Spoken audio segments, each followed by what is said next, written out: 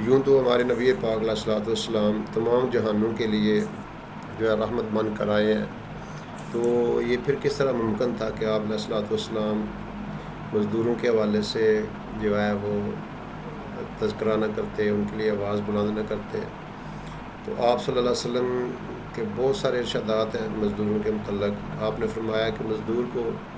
اس کا پسینہ خشک ہونے سے پہلے جو ہے اس کی مزدوری ادا کر دو۔ اس کے علاوہ آپ صلی اللہ علیہ وسلم تشریف فرما تھے، ایک بندہ جا رہا تھا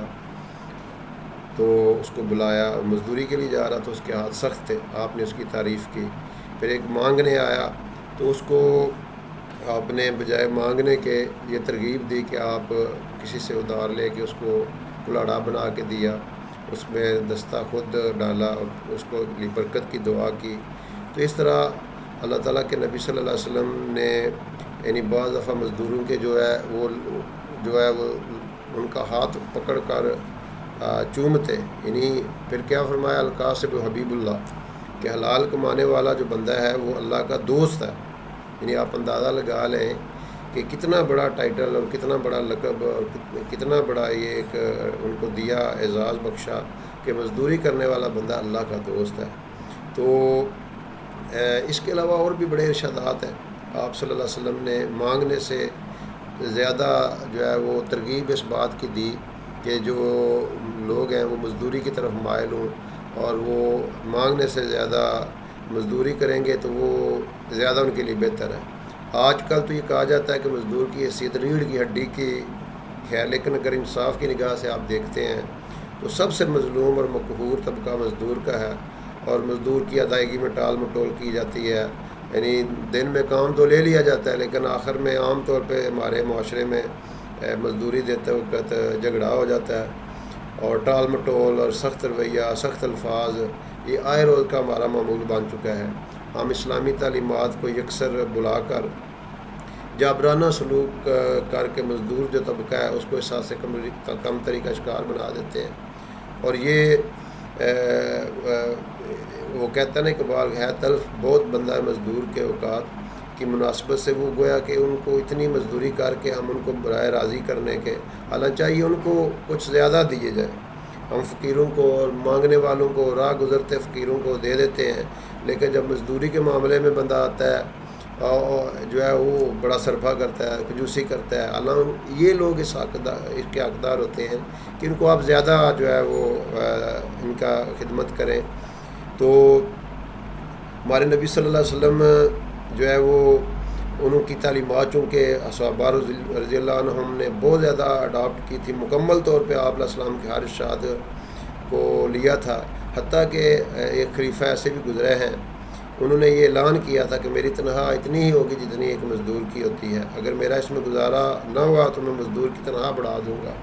یہ تھے خلیفۃ الرسول حضرت ابوبکر صدیق رضی اللہ تعالیٰ عنہ۔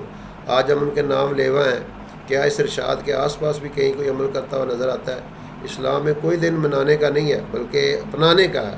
یعنی ہم تو دن منا کے آزاد ہو جاتے ہیں، کچھ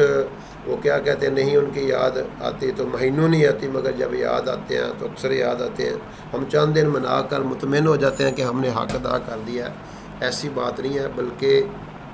یہ تعلیمات اپنانے کے لیے تھا۔ ایک دن منا کے آپ مدر ڈے منا لیتے ہیں اور پولوشن ڈے منا لیتے ہیں اور پھر سارا سال اس کو پوچھتے نہیں ہیں، تو یہ ایسی باتیں نہیں ہیں۔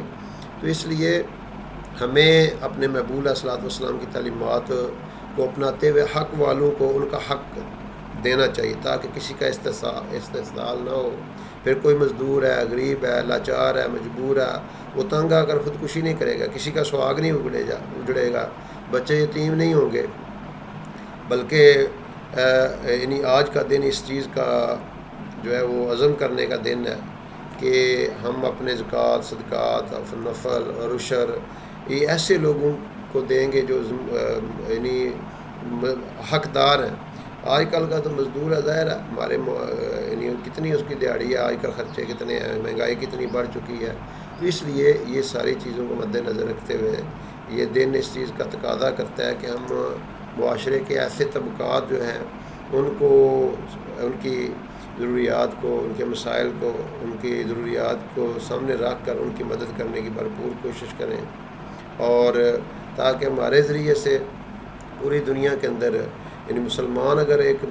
پازیٹیو میسیج دیتے ہیں اپنے معاشرے کو نبوی معاشرے کی طرح، مدینہ کی ریاست کے جو لوگ تھے جو اس طرح ان کا ایک رویہ تھا کہ ایک بندہ سمجھ لیں، اگر فرض کر لیا جائے کہ 1000 آبادی تھی مدینہ منورہ کی، تو ہر ایک بندے سے 999 بندے محبت کرنے والے تھے. تو اس لیے جو ہمارے ارد گرد مجبور ہیں، مظلوم ہیں اور مزدور ہیں، ان کی ہم ضروریات کو پورا کریں اور ان کو خوشی سے ان کی مزدوری دیں، بلکہ کوشش کریں کچھ زیادہ دیں تاکہ وہ خوشی سے جائیں اور اپنے اس کام میں لگے رہیں.